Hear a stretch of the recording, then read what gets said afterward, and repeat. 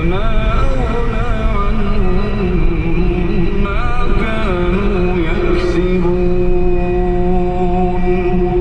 وما خلقنا السماوات والأرض وما بينهما إلا بالحق وإن الساعة لآتية فاصفح الصفح الجميل إن ربك هو الخلاق العليم ولقد آتيناك سبعا من المثاني والقرآن العظيم لا تمدن عينيك إلى ما متعنا به أزواجا منهم ولا تحزن عليهم واخفض جناحك للمؤمنين وقل إني أنا النذير المبين كما أنزلنا على المقتسمين الذين جعلوا القرآن عضين فوربك لنسألنهم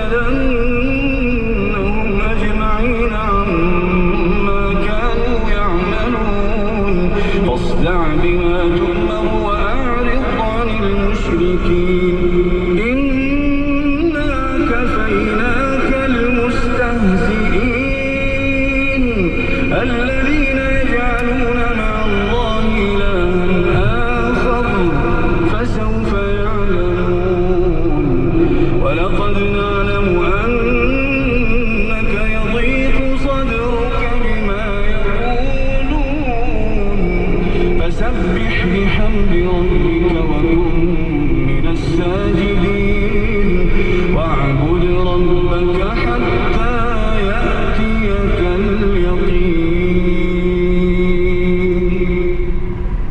تلا على مسامعنا القارئ رحمه الله تعالى بتلاوته المباركة لسورة الحجر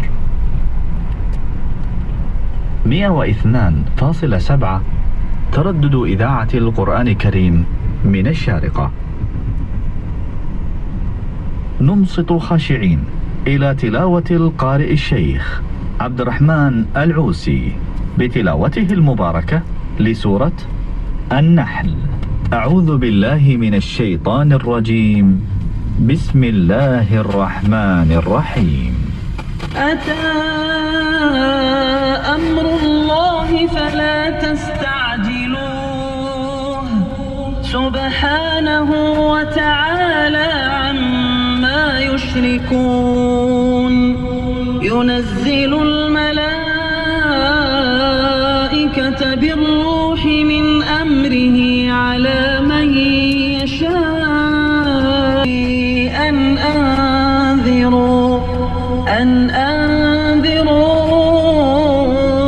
أنه لا إله إلا أنا فاتقون. خلق السماوات والأرض بالحق تعالى عما يشركون. خلق الإنسان من نطفة فإذا هو خصيم مبين.